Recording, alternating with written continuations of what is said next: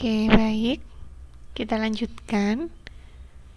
Kita telah sampai pada contoh populasi dan sampel. Oke, saya singgung kembali. Populasi. Biasanya ketika kita mendengar populasi adalah identik dengan jumlah yang relatif besar. Katakanlah jumlah populasi ada 5.000 orang, 1.000 orang, dan sebagainya.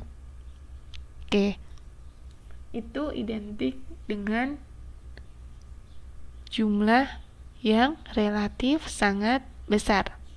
Padahal, sebagaimana kita ketahui, definisi dari populasi itu sendiri bisa terdiri atas objek ataupun subjek yang memiliki karakteristik tertentu sesuai yang ditetapkan oleh peneliti.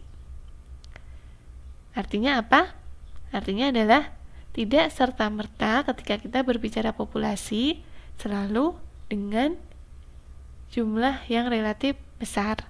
Karena contoh sebelumnya telah kita katakan bahwa satu orang pun dapat digunakan sebagai populasi. Karena apa? Yaitu satu orang tadi memiliki berbagai karakteristik yang dimiliki. Bisa jadi misal ada karakteristik kepemimpinan sesuai yang ditetapkan oleh peneliti. Misal, seseorang memiliki karakteristik kepemimpinan, kedisiplinan, ketelitian, kerajinan, keuletan, dan sebagainya. Oke.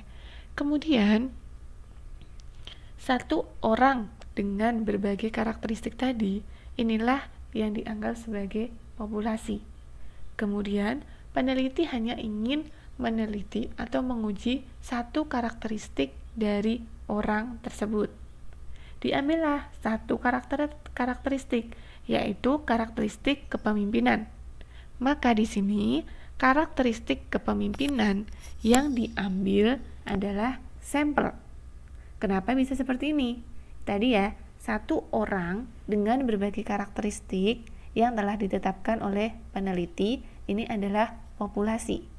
Nah, ingin diambil satu karakteristik saja dari keseluruhan karakteristik. Maka satu yang diambil tadi adalah sampel. Oke, ini contoh bagaimana kalian agar lebih memahami konsep populasi dan sampel. Satu contoh lagi, misal di dunia kedokteran, kita sering mendengar seseorang melakukan tes darah. Nah, keseluruhan darah yang dimiliki oleh satu orang ini bisa dianggap sebagai populasi. Oke. Kemudian ketika ingin melakukan tes darah, diambillah bagian dari darah orang tersebut. Darah yang diambil disinilah yang disebut sampel. Kenapa? Ya karena itu adalah bagian kecil, bagian dari keseluruhan darah di tubuh manusia. Makanya di sini satu orang pun dengan karakteristiknya adalah keseluruhan darah adalah populasi. Kemudian darah yang diambil untuk diuji adalah sampel. Oke, saya rasa dua contoh sudah cukup untuk agar kalian lebih bisa memahami terkait populasi dan sampel. Oke, maka jika kita ingin tarik kesimpulan, apa itu sampel? Oke, apa itu sampel? Jadi, sampel adalah bagian dari jumlah dan karakteristik yang dimiliki oleh populasi. Oke, tadi ada keseluruhan adalah populasi, kemudian bagian dari populasi, bagian dari jumlah dan karakteristik yang dimiliki populasi adalah sampel. Oke, kemudian di dalam ilmu statistika, ketika kita telah menentukan topik penelitian, kemudian kalian tentukan populasi. Selanjutnya, karena dengan berbagai alasan, mungkin populasi yang terlalu besar, kemudian keterbatasan dana, tenaga, ataupun waktu, maka kita bisa memperkecil populasi tadi menjadi sampel, atau kita bisa melakukan pengambilan sampel dari populasi. Nah, pengambilan sampel tidak serta-merta hanya misal kita punya populasi, kemudian kita asal-asalan mengambil sampel. Tidak seperti itu. Teknik pengambilan sampel pun dipelajari dalam pokok bahasan tersendiri, yaitu teknik sampling. Kemudian, yang harus digarisbawahi bahwa sampel yang diambil dari populasi harus benar-benar mewakili populasi, atau di sini representatif.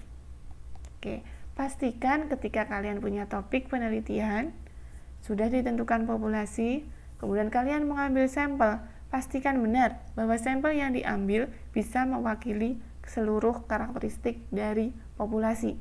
Nah, pertanyaannya, bagaimana kita yakin, bagaimana kita bisa tahu bahwa sampel tersebut sudah mewakili dari populasi?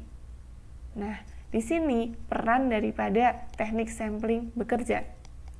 Bagaimana kita bisa menerapkan atau kita bisa mengambil sampel sesuai dengan populasinya. Nah, sampling yaitu teknik bagaimana kita melakukan pengambilan sampel dari keseluruhan populasi.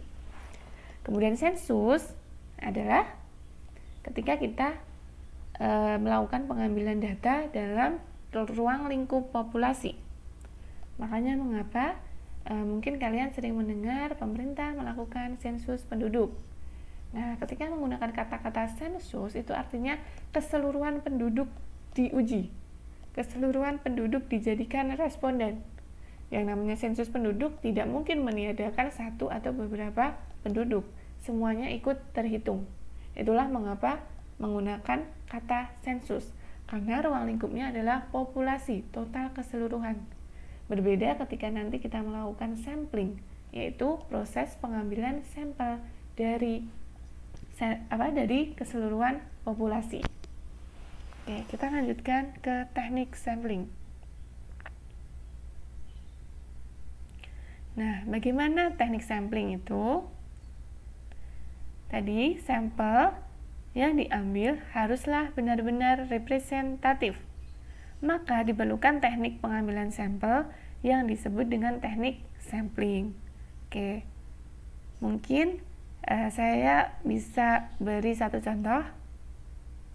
Contoh bagaimana ketika sampel ini tidak mewakili dari karakteristik populasi atau tidak representatif. Oke, misal saya ingin melakukan penelitian bagaimana seseorang yang tidak bisa melihat, atau di sini orang buta, mohon maaf, menarik kesimpulan karakteristik seekor gajah. Kemudian saya punya 3 responden. Ketiganya, mohon maaf, tidak bisa melihat atau buta. Kemudian orang pertama, dia memegang telinga gajah. Kemudian menyimpulkan, gajah ini seperti kipas angin, karena yang dipegang adalah telinga. Kemudian orang kedua, dia memegang dia memegang ekor gajah. Kemudian menyimpulkan bahwa gajah ini panjang, kemudian lurus, kecil. Nah, itu dari sampel ekor. Kemudian orang ketiga, yang dipegang adalah badan gajah. Kemudian dia menyimpulkan seekor gajah seperti tembok besar yang rata. Nah, kesimpulan-kesimpulan ini tidak bisa dipertanggungjawabkan karena sampel yang tidak mewakili populasi, kesimpulannya pun juga tidak akan akurat. Bayangkan saja, gajah dikatakan binatang kecil, panjang, kemudian seperti tembok, kemudian seperti kipas angin. Masing-masing orang ini menyimpulkan sesuai dengan apa yang dipegangnya. Disinilah konsep sampel yang tidak representatif. Nah, konsep sampel yang tidak representatif nantinya akan menghasilkan kesimpulan yang tidak bisa dipertanggungjawabkan, yang tidak akurat. Artinya apa? Penelitian yang dilakukan tidak berhasil. Makanya pastikan sampel yang kalian ambil benar-benar akan bisa mewakili keseluruhan dari populasi. Maka kita harus paham teknik sampling.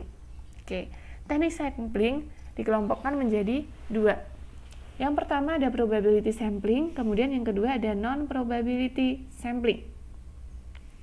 Oke, dari katanya ya, sampling bahasa Inggris adalah atau teknik pengambilan sampel. Kemudian probability di sini probabilitas atau lebih familiar kita kenal dengan konsep peluang.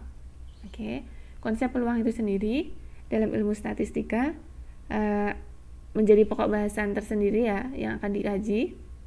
Oke, mungkin sebagai gambaran, konsep peluang ini nantinya akan bagaimana kita mempelajari peluang-peluang terjadinya sesuatu kejadian di masa depan berdasarkan data-data yang telah diperoleh pada masa lalu.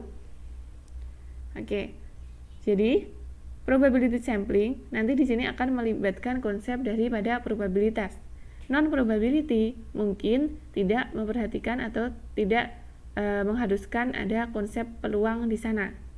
Oke, konsep peluang ini bisa dipahami mungkin dari satu contoh kecil. Misal saya punya sebuah kotak.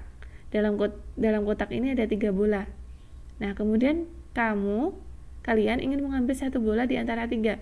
Maka peluang terambilnya satu bola di antara 3 tadi adalah 1/3. Itulah konsep peluang. Nah, dalam konsep ini, sampling, jadi nanti maksudnya kita punya sejumlah populasi. Oke, sejumlah populasi ini kita akan ambil sampel. Sejumlah populasi memiliki anggota-anggota populasi. Katakanlah anggotanya terdiri dari 1, 2, dan seterusnya. Contoh tadi adalah misal kita anggap 3 bola ini keseluruhan populasi. Anggota-anggotanya adalah bola ke-1, bola ke-2, dan bola ke-3. Selanjutnya, teknik sampling ini adalah bagaimana kita mengambil sampel dari ketiga bola tadi. Nah, peluangnya seberapa? Kita mengambil satu bola, itu kita memiliki peluang 1/3, dan seterusnya. Itu konsep daripada peluang.